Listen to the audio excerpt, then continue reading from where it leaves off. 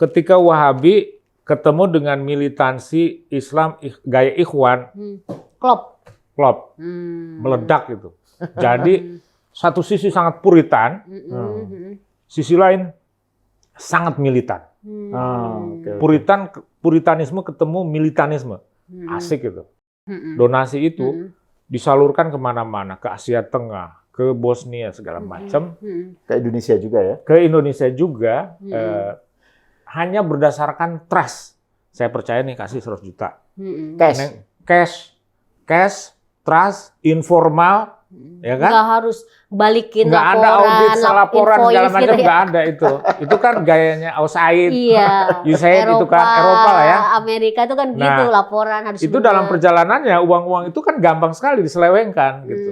Kan kita nggak bisa mengontrol orang yang ada di Asia Tengah segala macam gitu. Tergantung mereka di sana. Kalau sangat radikal ya, kemudian jadilah organisasi itu meledakkan gedung segala macam gitu kan. Jadilah kita menyebutnya ini teroris gitu kan. Tapi prosesnya itu seperti itu. Ada dana yang diselewengkan sebenarnya. Negara Saudi ini punya punya musuh tiga kelompok, kata siapa sih Ma'mun Fandi itu. Satu,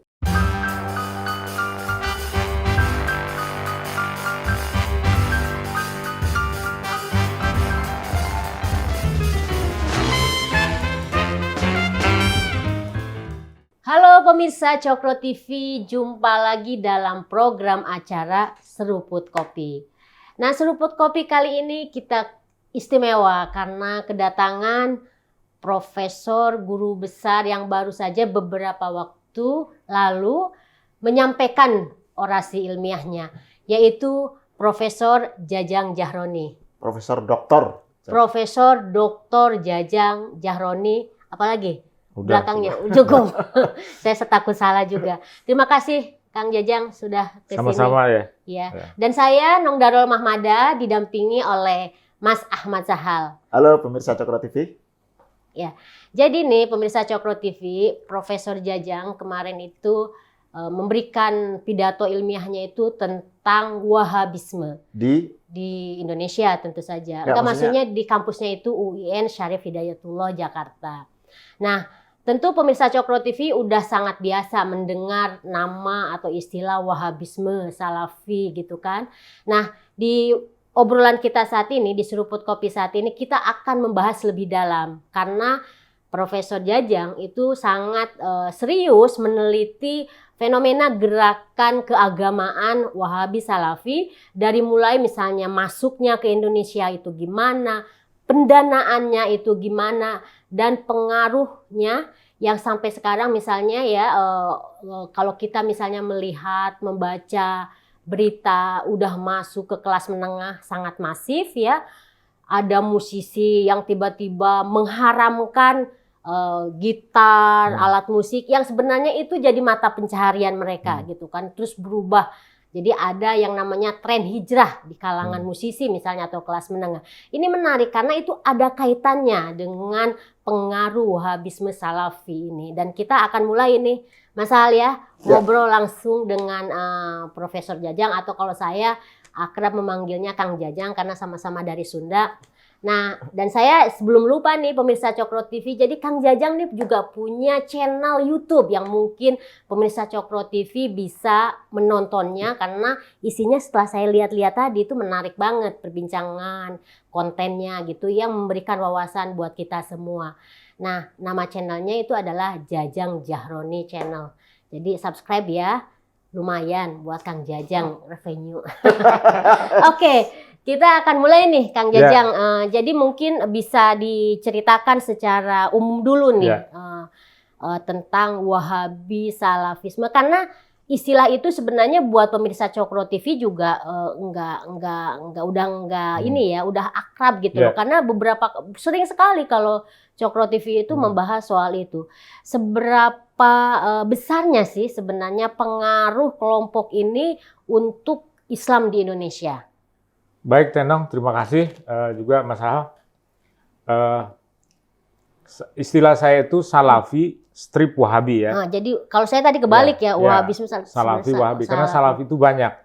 Muhammadiyah ngaku Salafi, Persis ngaku Salafi, NU juga ngaku Salafi ya. Tapi komponennya beda. Nah ini yang saya teliti itu adalah Salafi strip Wahabi. Jadi komponennya itu Wahabi, jadi Wahabisme.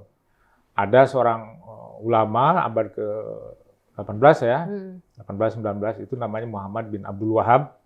Kemudian pemikirannya itu menjadi Wahabisme. Orang menyebutnya Wahabisme. Ulama di Najd. Ulama di Najd ya. Ulama di Najd. Dia beraliansi sama pendiri kerajaan Saudi, Muhammad bin Saud.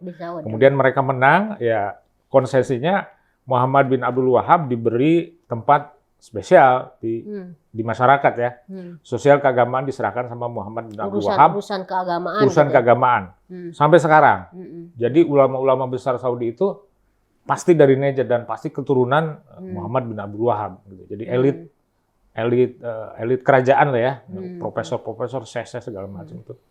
Nah, yang saya bahas itu adalah Salafi Wahabi yang datang ke Indonesia sejak tahun 1970-80 ya sampai sekarang. Gitu. Artinya sebenarnya itu kontemporer ya. Kontemporer. Jadi bukan itu, yang di zaman-zaman 20-an NU, berdirinya NU atau Muhammadiyah. Bukan. Ya? Jadi dulu juga ada waktu zaman Perang Padri di Sumatera Barat, itu juga ada Haji Sumani, Haji Piobang ya datang. Itu membawa Wahabi pemikiran juga, Wahabi gitu kan. Nah, yang saya bahas itu adalah pada era kontemporer ketika Saudi muncul sebagai negara besar ya karena revenue dari minyak ya. Nah, karena punya revenue ya kan. Kemudian dia ingin menjadi pemimpin dunia muslim ya, paling ke muslim Sunni gitu. Karena kan bersaing dengan Iran yang pada saat yang sama baru revolusi kan. Nah, ini bekerja-kejaran gitu memperebutkan pengaruh, maka dia memperluas model Islam Saudi ke seluruh dunia. Penyebarannya lewat dibantu dengan uang dari minyak ini, uang dari minyak, uang dari wakaf dan seterusnya gitu diekspor untuk memenuhi ambisi kaum agamawan yang sangat konservatif ya. Dulu kita tahu ada pemberontakan Masjidil Haram ya kan tahun 79. Nah, itu kemudian dipenuhi oleh Raja Saudi ya, Raja Khalid, kemudian Raja Fahd dengan mengakomodasi kaum ulama masuk ke dalam sistem kerajaan. Ulama Wahabi itu. Ulama Wahabi itu, ulama-ulama yang sangat konservatif itu menjadi profesor, menjadi syekh, kemudian dibikinlah universitas ya kan di berbagai tempat, universitas di Madinah, terus saja yang paling utama itu Ummul Qura ya. Ummul Qura di Mekah. Di Mekah ini. Islamic University of Madinah ya. Madinah, ya. Ini Madinah mengajarkan agama, ahli student-student dari seluruh dunia diundang ke Saudi dan diberi beasiswa fasilitas gitu kan. Fasilitas penuh gitu kan.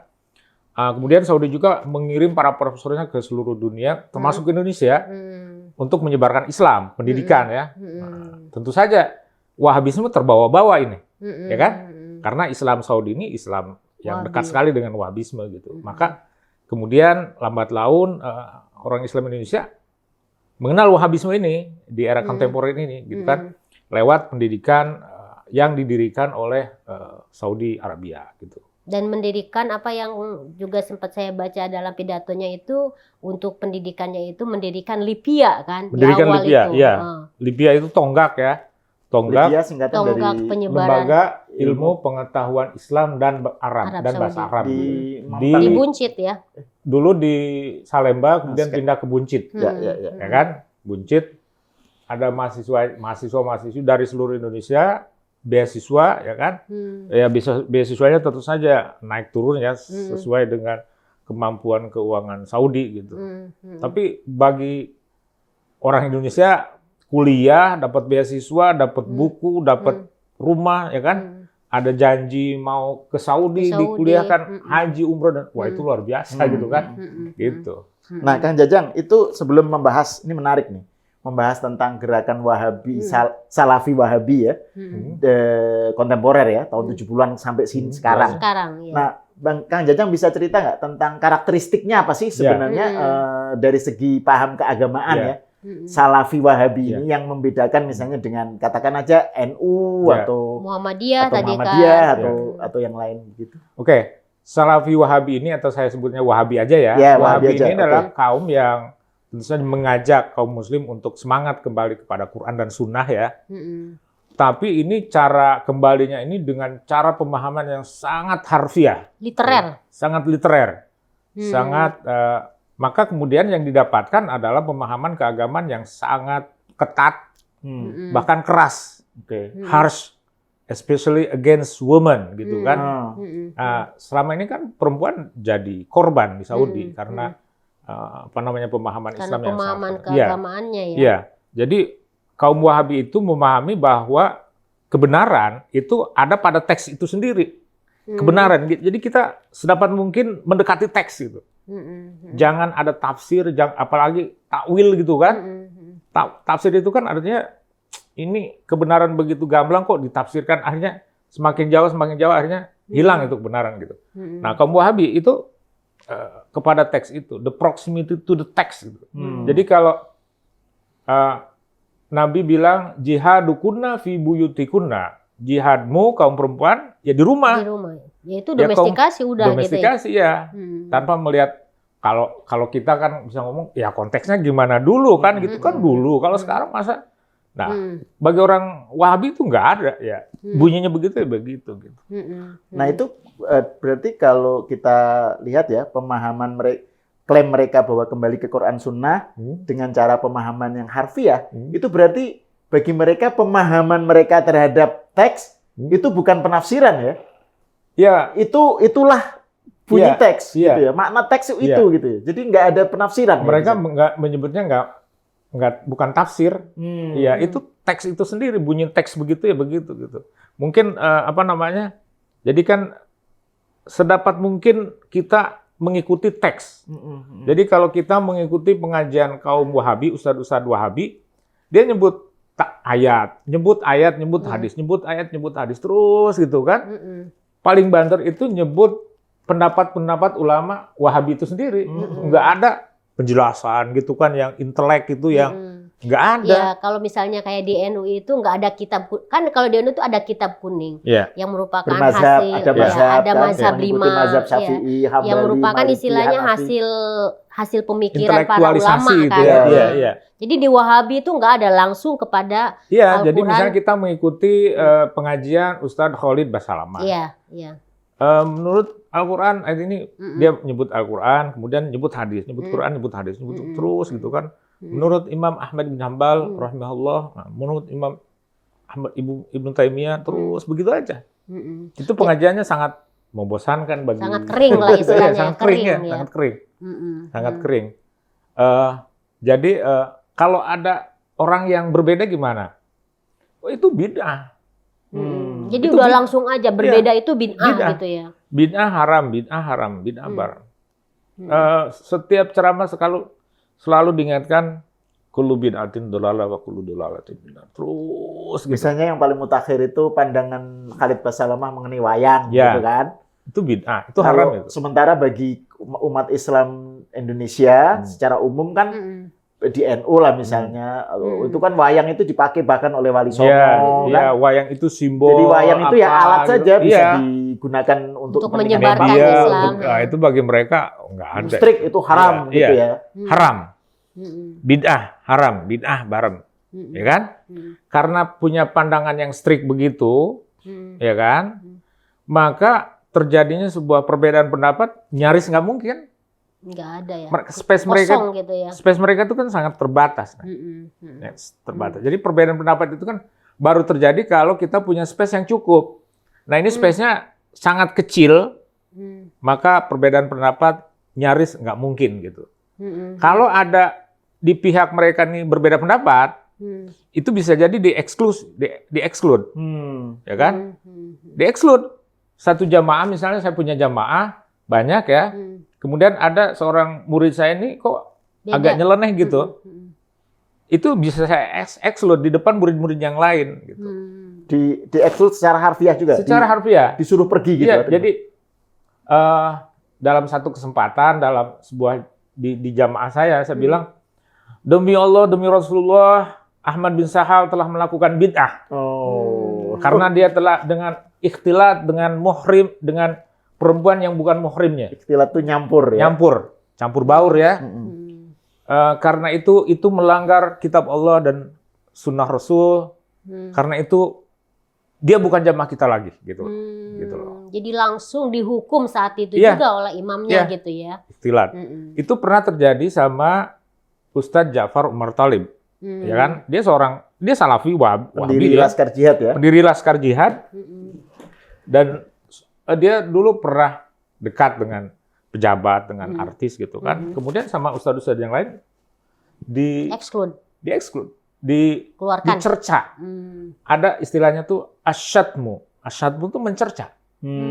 Dan itu kerap terjadi di kalangan kaum Wahabi. Itu kalau misalnya tadi ngasih contoh Ustadz Ja'far ya, itu kesalahannya apa untuk kok dia sampai di... Kesalahannya itu tadi, dia dekat dengan penguasa, dekat dengan beberapa artis ya, perempuan. Ini setelah Laskar Jihad ya. Iya, Setelah dia memimpin kurang lebih seperti itulah. Saya Oke. periode tahunnya itu pernah dekat dengan penguasa, pernah dekat dengan artis ya.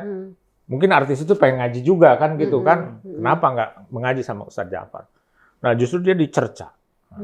Dicerca, kemudian ada pidatonya itu. Dia udah Ustadz Ja'far keluar dari jamaah Salafi yang besar itu, mendirikan kelompok sendiri gitu. Nah, itu salah satu bukti bahwa karena space itunya kecil sekali ya, maka perbedaan pendapat nggak mungkin terjadi gitu. Karena itu di mana-mana kaum Salafi ini didera perpecahan. Ya di Indonesia, di Timur Tengah, di Yaman, di perpecahan antar mereka sendiri. perpecahan antar mereka sendiri. Perpecahan, perdebatan. Kalau yang di asyadmu itu merasa seimbang kekuatannya, ada mekanismenya. Mubahal, ayo kita sumpah-sumpahan mana yang benar, saya atau kamu. Kalau saya benar, kamu mati loh. Kalau kamu benar ya saya mati. Gitu. Mubahal. Itu juga kerap dilakukan. Itu karena mereka nyaris nggak menerima perbedaan pendapat.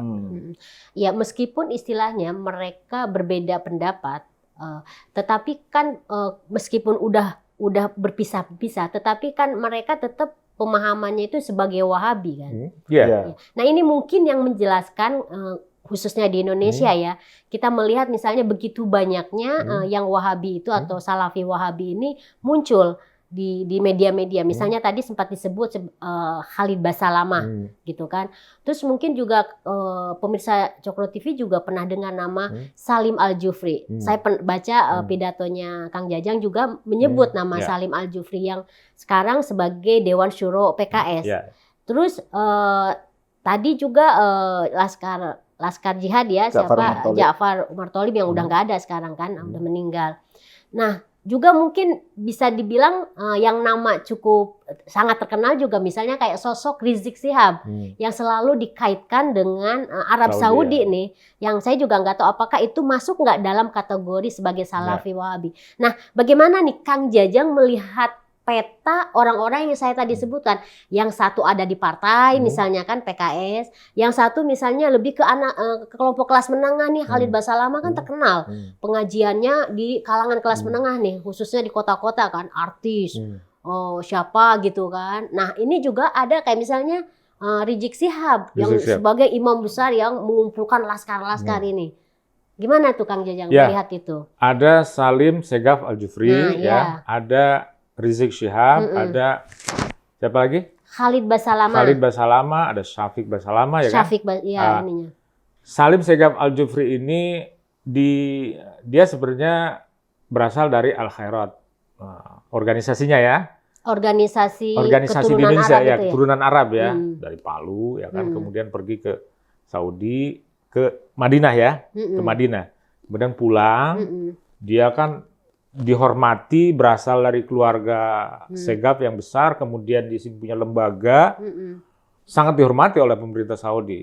Nah, ini salah satu punya partai lagi ya. Punya partai, kan punya partai. Ini salah satu patron kaum Salafi lah, kaum Salafi Wahabi di Indonesia. Dia menikmati berbagai fasilitas dari pemerintah Saudi. Saudi kan berkepentingan untuk menjaga hubungan baik dengan kaum muslim Indonesia lewat orang-orang ini gitu.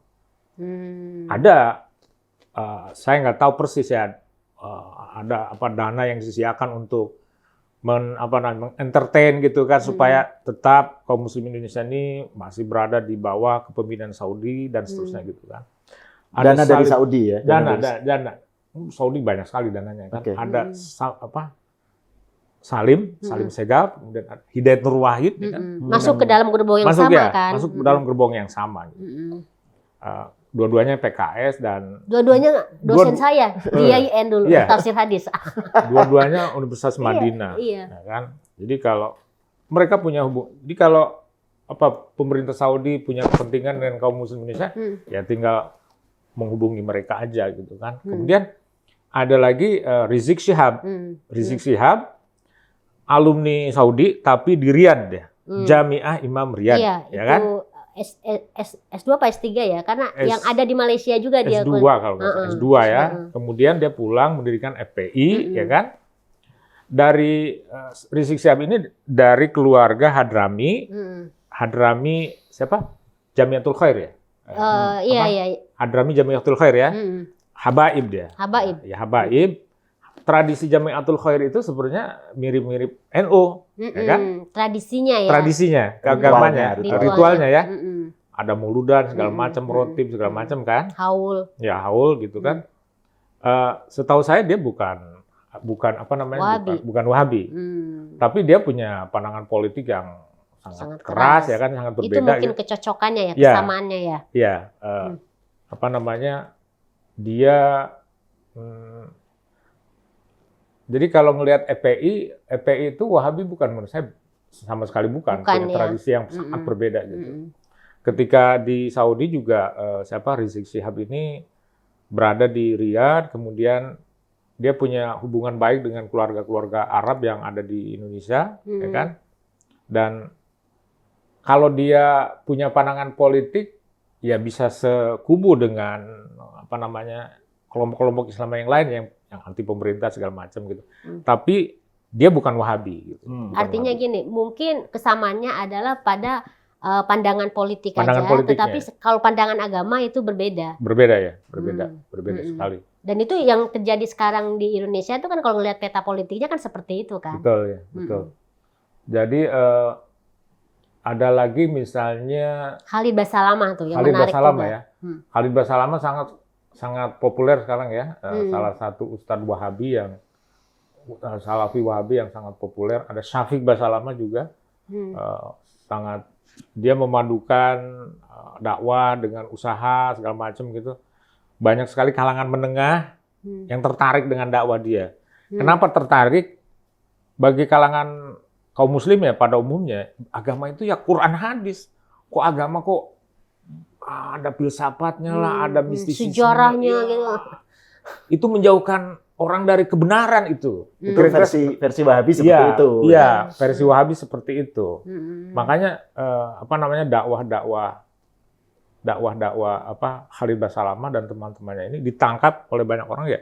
Wah, ini kayaknya asik nih. Karena dia asiknya itu karena mungkin simple ya, mudah gitu kan, hitam putih gitu ya. Gitu kan. Iya. Sementara kalau misalnya dalam tradisi khazanah pemikiran Islam itu kan yang tadi disebut Kang Jajang itu udah ada filsafat, ada tasawuf, ada apa itu kan lebih rumit gitu ya. Lebih complicated gitu ya, lebih. Nah, itu bagi orang Salafi itu menjauhkan kita dari kebenaran itu sendiri. Kebenaran seperti versi mereka lah. Iya, gitu. kebenaran seperti mereka gitu. Nah, Kang Jajang itu menarik nih. Tadi Nong cerita tentang tentang beragam varian ya, Salafi Wahabi di Indonesia. Nah, ini menarik. Saya ingin mengaitkannya dengan isu hubungan antara Wahabisme dengan politik, Kang Jajang. Khusus atau dengan radikalisme lah ya. Kan di satu sisi Wahabi itu kecenderungannya itu sebenarnya apolitis. Dalam arti mereka itu nggak mau ikut-ikutan, nggak mau demo, haram demo kan, nggak mau melawan pemerintah. Jadi pokoknya pemerintah itu ulil amri harus diikuti gitu kan. Jadi di satu sisi begitu sikapnya, tapi di sisi lain ada varian-varian Wahabi yang sangat keras dan sangat bukan hanya mengkafirkan yang berbeda, tetapi juga menghalalkan darahnya kan, takfiri gitu ya. Iya. Versi ekstrimnya ya misalnya Taliban atau ISIS, teroris lah ya, kelompok ya, teroris atau kelompok itu teroris ya. itu kan mereka pemahamannya kan Wahabi, ya. Jadi Mm-mm. ada Wahabi yang apolitis, ya, dia hobinya itu pokoknya mengharamkan, membid'ahkan gitu, tapi nggak ikut-ikutan politik. Tapi ada yang sangat politik dan sangat itu menggampang, Iya. menyebut yang berbeda itu kafir dan iya. karena itu halal darahnya. Itu gimana Kang Jajan? Varian itu dijelaskan. Wahabi itu dalam perjalanannya ya setelah diekspor sama Saudi ini, itu kan ketemu dengan ideologi yang lain, ya kan? Ideologi yang lain. Salah satunya itu Ikhwanul Muslimin, ya kan? Ikhwanul Muslimin itu ideologi politiknya itu ya keras, radikal. jahiliyah. Ini dunia ini jahiliyah, ya kan? Segala macam lah. Ma'alim Fitorik, siapa, Said Qutb kan. Itu ketika Wahabi ketemu dengan militansi Islam gaya ikhwan, klop, meledak gitu. Jadi satu sisi sangat puritan, sisi lain sangat militan. Puritanisme ketemu militanisme, asik gitu. Iya benar. Tapi daya ledaknya sungguh Daya tinggi ledaknya gitu. luar biasa, Iya. iya. Daya ledaknya luar biasa. Di situ ada ada takfiri, ada al-hijrah wa takfir ya. Di situ ada ada teroris segala macam. Itu karena Wahabi yang puritan itu ketemu dengan politik militanisme itu. Nah, gitu loh. Nah, salah satunya itu adalah disulut oleh elit-elit Saudi sendiri. Jadi tahun 80-an, 90-an itu kan ada perang Afghanistan ya. Iya, Bosnia. Taliban itu. Iya. Ya kan, Bosnia kan. Ada sejumlah elit kerajaan yang melihat, wah ini kok orang Islam dibunuh di mana-mana segala macam kan. Kenapa kita tidak melakukan sesuatu? Maka mereka uang yang dari Saudi itu minyak itu. Minyak sedekah segala macam itu disalurkan kemana-mana, ya kan? Secara informal, ya kan, dana Hibah lah istilahnya ya. Donasi itu disalurkan kemana-mana, ke Asia Tengah, ke Bosnia segala macam, ke Indonesia juga ya. Ke Indonesia juga, hanya berdasarkan trust. Saya percaya nih kasih 100 juta, cash, trust, informal. Ya kan? Nggak harus balikin nggak laporan, ada audit, laporan segala macam gitu ya. nggak ada itu. Itu kan gayanya Ausaid, Iya. USAID itu kan Eropa lah ya. Amerika itu kan gitu laporan harus. Itu dalam perjalanannya uang-uang itu kan gampang sekali diselewengkan gitu. Kan kita nggak bisa mengontrol orang yang ada di Asia Tengah segala macam gitu. Tergantung mereka di sana. Kalau sangat radikal ya, kemudian jadilah organisasi itu meledakkan gedung segala macam gitu kan. Jadilah kita menyebutnya ini teroris gitu kan. Tapi prosesnya itu seperti itu. Ada dana yang diselewengkan sebenarnya. Iya, yang dana mestinya mungkin oleh dari pihak Saudi tadinya untuk kemanusiaan, untuk rumah sakit, untuk yang sakit. Tapi kemudian malah dibelikan senjata misalnya ya. Begitu ya. Dibelikan senjata. Ada juga, jadi kan elit kerajaan Saudi ini juga nggak tahan ngelihat elit-elit yang lain menumpuk kekayaan, gaya hidupnya sangat hedon gitu kan. Jadi sangat soleh tapi militan gitu. Nah itu mendirikan berbagai yayasan untuk menyalurkan dana-dana yang seperti itu tadi, yang bisa dibelikan senjata segala macam gitu. Salah satunya di Indonesia itu Al-Haramain. Yayasan kan? Al-Haramain. Yayasan Al-Haramain. Ketuanya siapa? Saya nggak tahu persis ketuanya. Pendirinya itu termasuk Salim Al-Jufri sama Hidayat Al-Amudi Nurwahid itu sebenarnya. Al-Amudi ya. Jadi kesalahan pemerintah Indonesia, kita senang aja dikasih sedekah, hibah segala macam dari Saudi. Silakan gitu.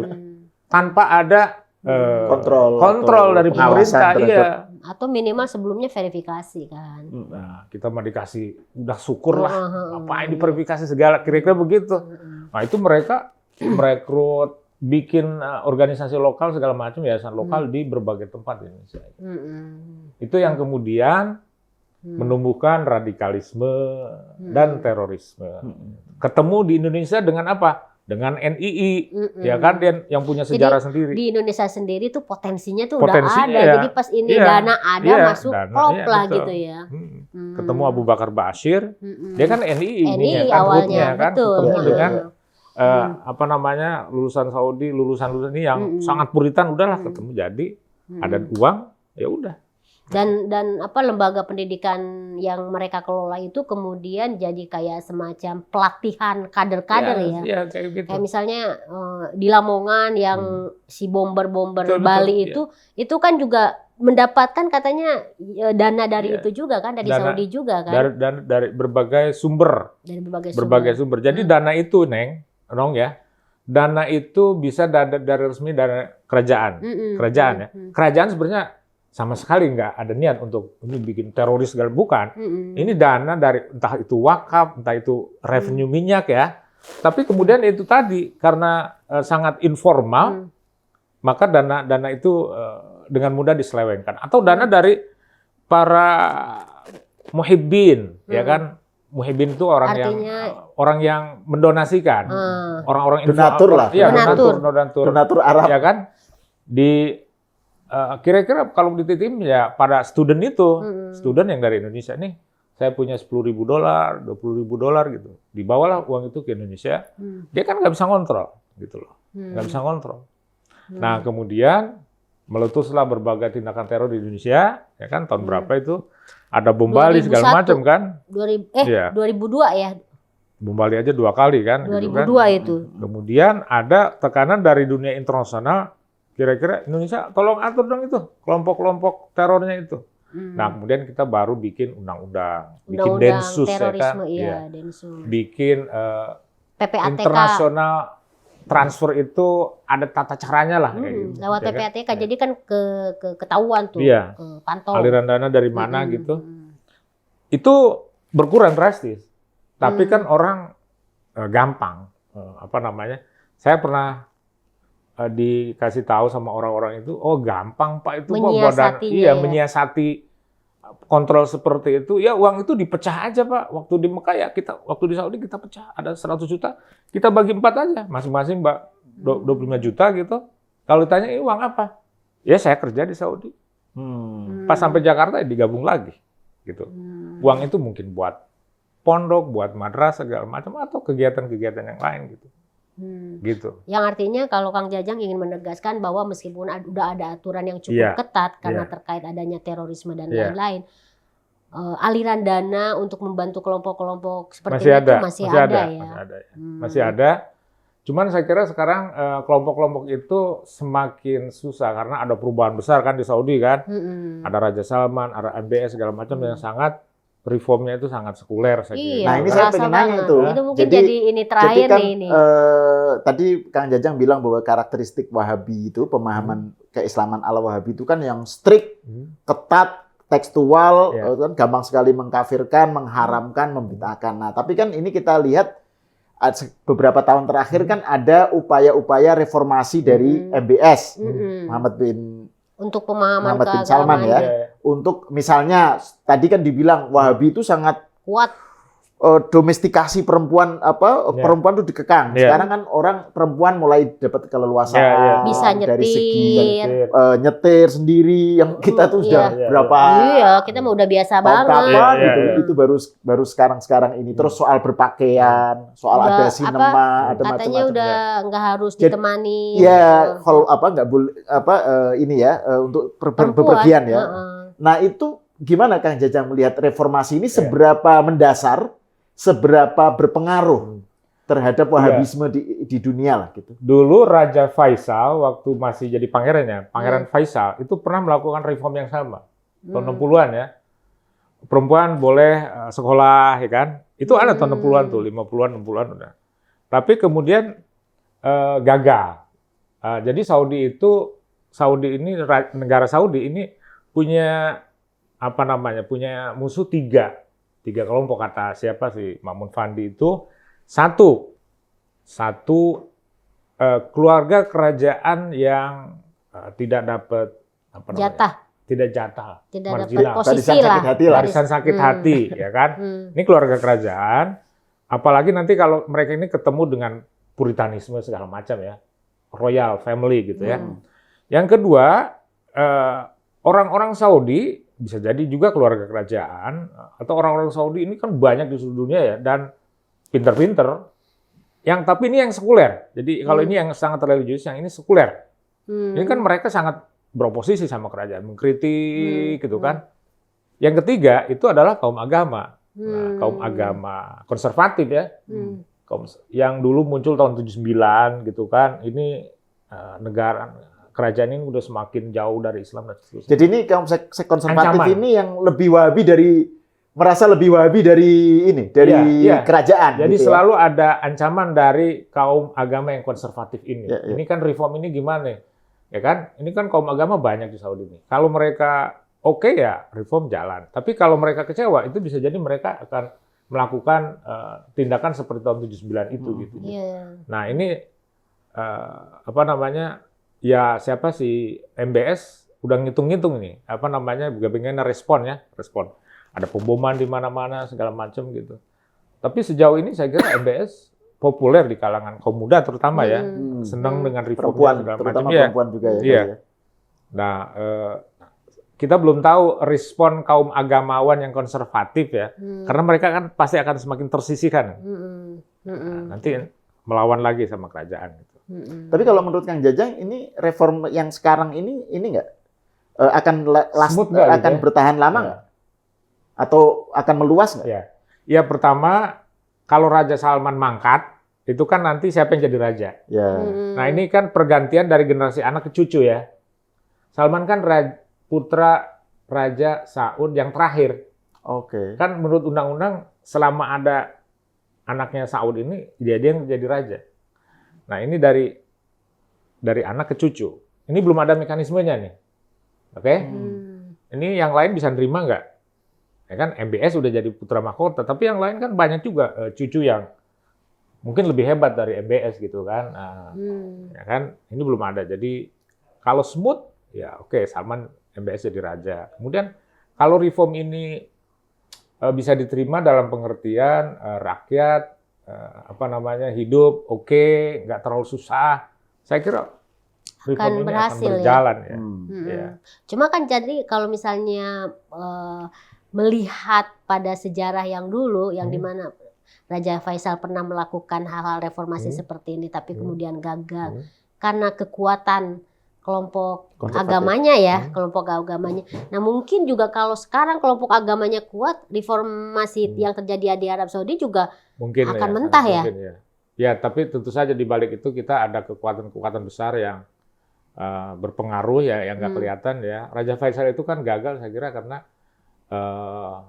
ya pertama hubungannya nggak begitu baik sama Amerika misalnya segala macam. Jadi ada banyak faktor gitu ya. Ada banyak faktor lah. Ini yang kalau MBS saya kira bisa menjaga hubungan baik dengan ya bagaimanapun ada hegemoni Amerika kan di Saudi itu gitu kan. Dia harus dan hubungan baik dengan Israel juga. Hubungan baik dengan Israel juga gitu kan.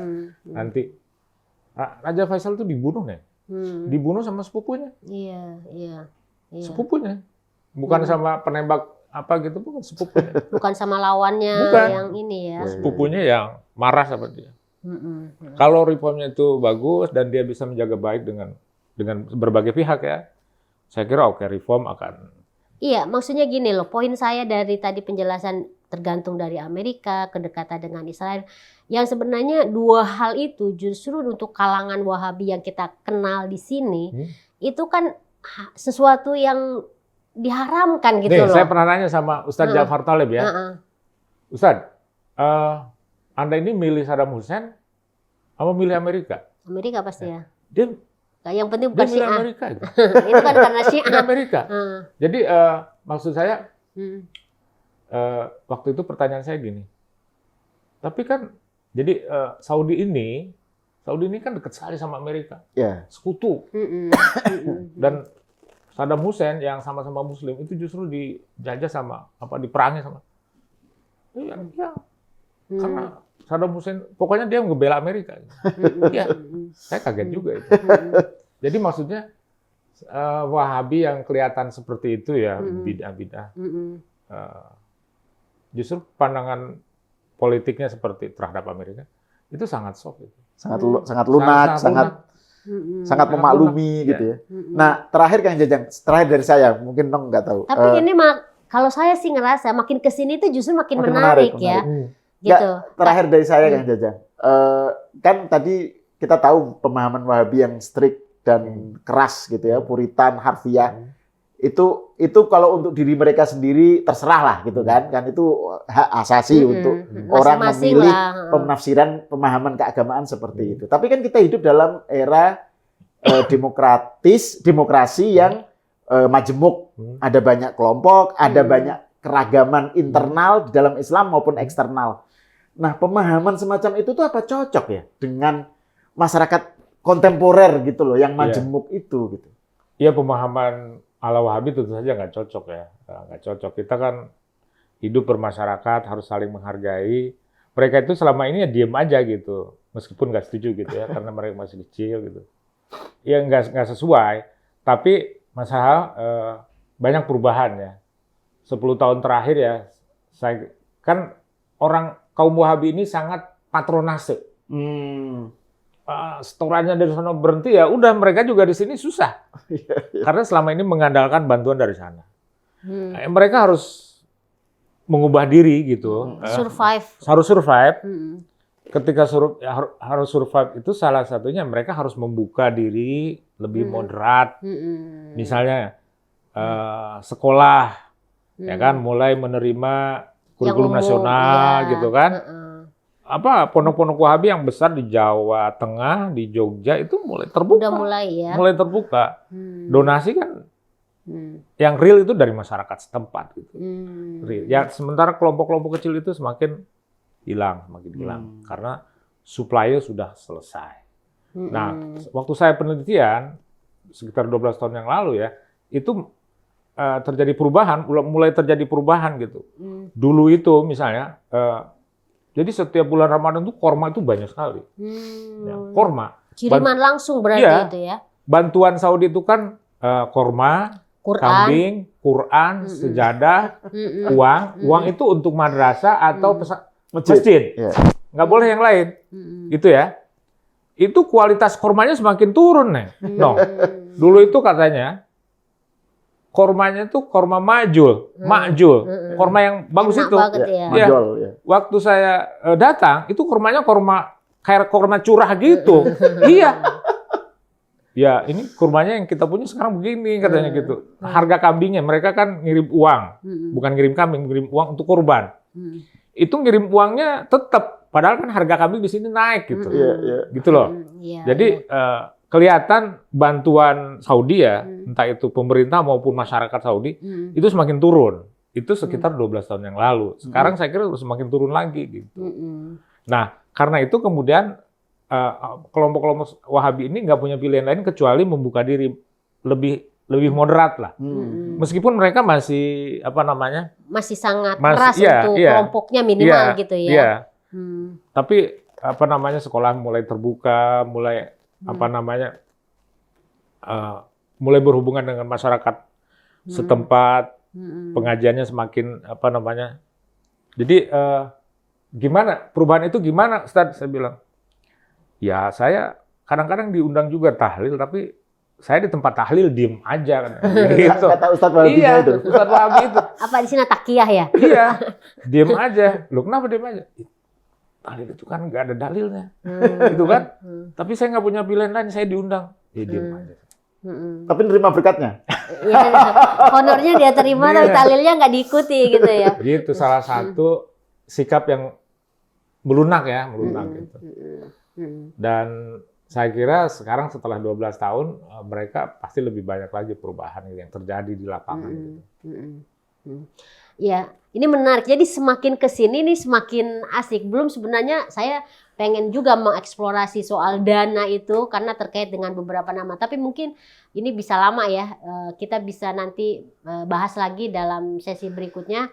Nah, catatan tadi saya sebenarnya yang menarik itu ketika di Arab Saudi terjadi reformasi khususnya terhadap kalangan perempuan nih. Kemarin misalnya ada berita perempuan pada senang dipotong pendek, jadi tren gitu. Nah sementara di sini kan nggak, untuk teman-teman Wahabi nih, kelompok Wahabi kan nggak ada, belum ada dampaknya ke sini gitu loh. Jadi itu lebih kepada perubahan sosial aja, tetapi kepada keagamaannya itu masih tetap. Iya. Gitu. Iya, kita kalau ke Saudi ya, umroh atau haji ya, kita lihat lah orang Saudi di sana gitu. Ya sebenarnya biasa-biasa aja gitu ya. Ya mereka kalau keluar pakai pakai baju kurung gitu ya.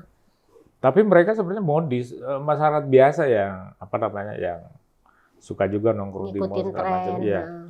Nah, kelompok Saudi yang ada di sini ini sebenarnya apa namanya itu adalah hasil rekayasa apa namanya ulama-ulama Saudi yang ada di Saudi, kemudian ustadz-ustadznya ini yang terus-menerus menyampaikan. Kita kalau ketemu orang Saudi di Saudi nggak sewahabi-wahabi amat gitu kan, biasa aja gitu. Ya mereka dandanannya necis itu kan, gamisnya bersih segala macam, dan apa namanya cukuran Indonesia rapi, klimis gitu kan, kayak orang Indonesia lainnya gitu, ya kan, orang Saudi yang ingin menikmati kehidupannya gitu, ya kan. Nah, praktek keagamaan Wahabi yang di sini itu adalah hasil dari Wahabi zaman dulu. Bukan Wahabi zaman dulu, ada memang ulama-ulama Saudi, misalnya kayak Bin Baz, Al Utsaimin segala macam ya. Fatwa-fatwanya itu diikuti sama murid-muridnya yang ada di Indonesia ini, kemudian bertransformasi segala macam, menghasilkan orang-orang Wahabi yang seperti kita temui ini di Indonesia seperti itu. Berwahabinya terlalu tegang. Iya. Terlalu tegang, iya. Kalau di sana lebih nyantai gitu ya? Iya, lebih nyantai. Lebih rileks lah gitu Iya, ya. mungkin mereka nggak kenal itu Wahabi itu apa gitu kan. Mereka kan Islam oke gitu kan, sholat oke gitu kan, segala macam. Tapi pada sisi lain mereka hidupnya, saya kira sangat hedon orang Saudi itu, ya kan? Sangat konsumtif gitu. Ya minimal kalau kita lihat orang Saudi yang datang ke Indonesia kan ke sana mana? Iya kayak begitu ya. Iya. Ke Bogor kayak gitu-gitu kan. Ini hasil dari apa namanya penafsiran salafisme yang dibawa oleh ustadz Wahabi yang pulang ke Indonesia ini. Gitu loh. Iya. Mungkin itu campur dengan kemiskinan segala macam ya kan. Ada banyak sekali masalah politik di sini gitu kan. Nah, maka jadilah kelompok Wahabi yang seperti ini ya. Iya, yang Wahabi lebih Wahabi dari orang Wahabinya sendiri gitu Hal kan. yang sama juga sama di Yaman begitu, Neng. Nong. Oh, Nong. Neng itu kakaknya. Iya, Nong. Hal yang sama itu yang mirip-mirip Wahabi kita di sini ada di Yaman. Yaman kan tahu sendiri. Di sana ada orang Syiah, di sana negara yang sangat korup, miskin gitu. Apalagi sekarang ada perang gitu. Iya. Saya ngelihat ulama-ulama Wahabi yang di Saudi ini hidupnya sangat mewah gitu. Memang dia pendapatnya sangat keras, sangat keras. Bin Baz segala macam ya. Tapi saya kira pada umumnya orang Saudi itu sangat hidupnya sangat hedon. Oke. Perbincangan yang sangat menarik dan asyik nih pemirsa Cokrit TV, meskipun sebenarnya temanya ini ya berat ya. Baik, terima kasih. Kita seruput kopi dulunya. Ya, makasih Kang Jajang. Makasih. Pemirsa Cokro TV, terima kasih untuk waktu menontonnya dan kita seruput kopi dulu.